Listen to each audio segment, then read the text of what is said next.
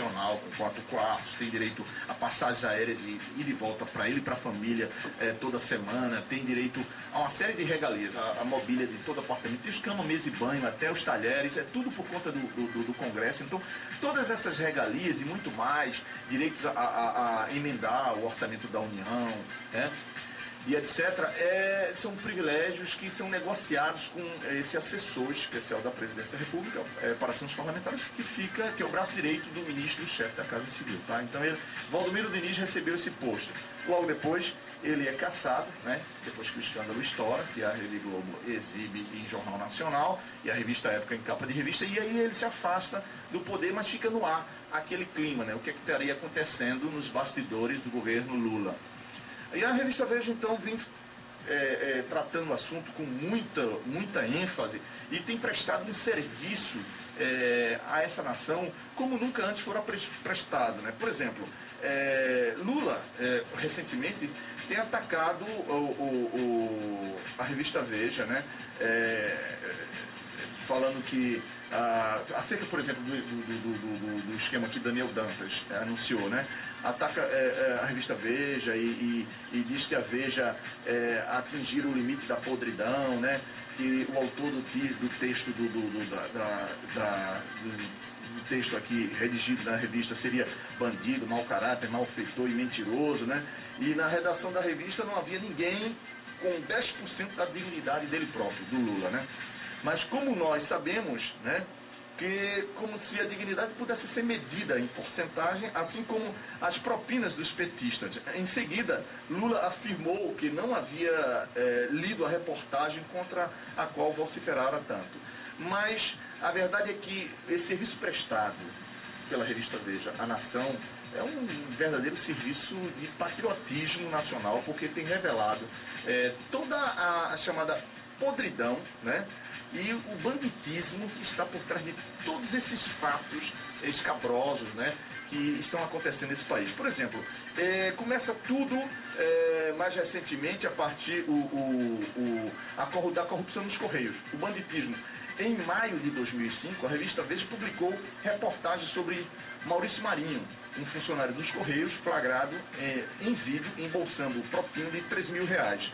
A revista informou que Marinho fazia parte de uma rede de corrupção que arrecadava recursos para o PTB de Roberto Jefferson, com aval do PT. Outros órgãos federais, como o IRB, Instituto Resseguro do Brasil, também estavam no esquema. A podridão, o ex-ministro José Disseu classificou a reportagem como golpismo das elites, afirmando que o governo Lula não rouba nem deixa roubar.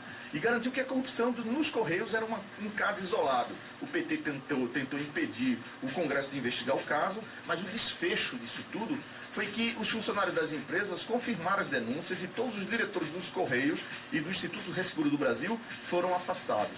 Depois disto, aí vem à tona as declarações bombásticas de um verdadeiro homem-bomba no Congresso Nacional do Roberto Jefferson, né? Que tinha feito um acordo, ele, o Janene, então tinha o PL, o PP, o PTB e outros partidos, parte do PFL, do PMDB, que estavam recebendo 10 milhões de reais do Valério Duto para poderem fechar um acordo de apoios locais às capitais, as 5.586 prefeituras desse país, com o PT, né? Então, eles estavam recebendo dinheiro do Valério Duto. E o que era o Valério Duto?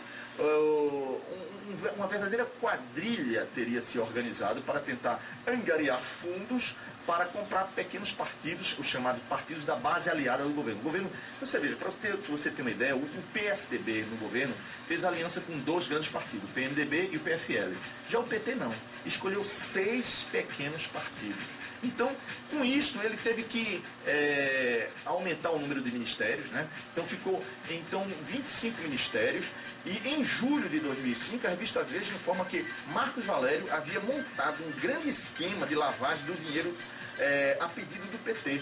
Segundo a reportagem, Valério distribuía dinheiro a políticos de vários partidos para garantir o apoio a Lula no Congresso Nacional. No mês seguinte, a revista mostrou que Valério e os petistas José Genuíno e Delúbio Soares haviam firmado contratos milionários de empréstimo nos bancos Rural e BMG. A podridão, antes de a Veja publicar cópias de contratos assinados por Valério, Genuíno e Delúbio, Os três refutaram a afirmação da revista, né? Valéria afirmou que todas as acusações eram mentirosas. Dilúbio garantiu que nunca havia transgredido os limites da ética política. E Genuíno disse nunca ter assinado nenhum empréstimo. O desfecho disso tudo foi que a análise da contabilidade de Valério comprovou todas as denúncias e revelou a existência do mensalão, esquema descrito por Roberto Jefferson em entrevista à Folha de São Paulo. Depois nós temos o escândalo do Lulinha, o filho de Lula, na Gamecorp, né?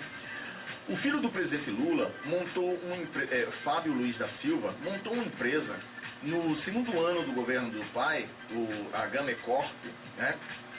Logo em seguida ficou sócio da gigante Telemar e levou 5 milhões de reais no negócio. A operação não foi comunicada à Comissão de Valores Imobiliários, como determina a lei, e a história foi revelada na edição da revista Veja de 13 de julho de 2005.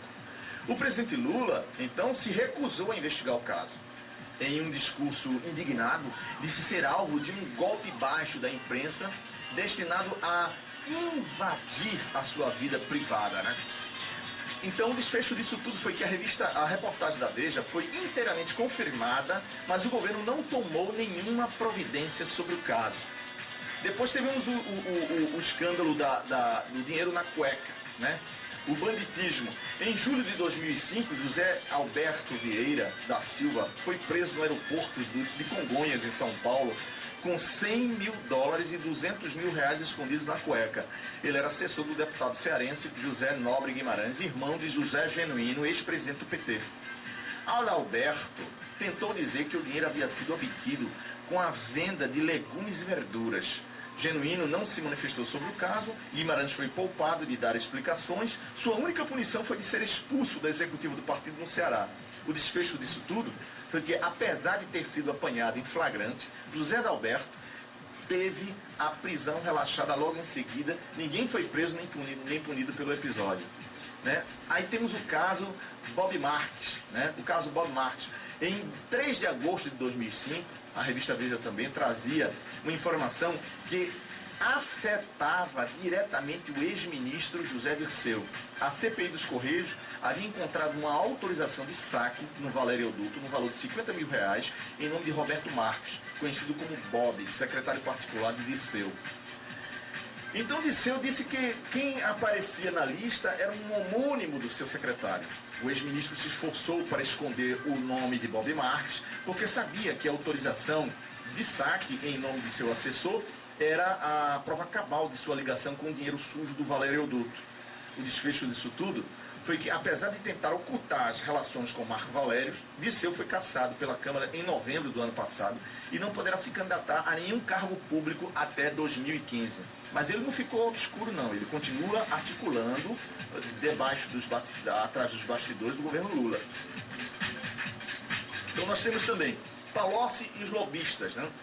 No fim de agosto, a revista informou que Antônio Palocci, então ministro da Fazenda, mantinha perigosas relações com um grupo de lobistas. Na semana seguinte, revelou que eles se encontravam numa luxuosa mansão no Lago Sul de Brasília. E, a partir daí, Antônio Palocci convocou uma entrevista coletiva naquele fim de semana para refutar todas as afirmações da revista. Também disse que não se encontrava com lobistas e que, se tivesse ido a tal casa, deixaria seu cargo no governo.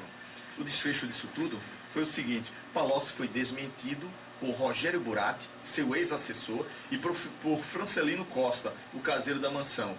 Teve que se afastar do Ministério da Fazenda, né?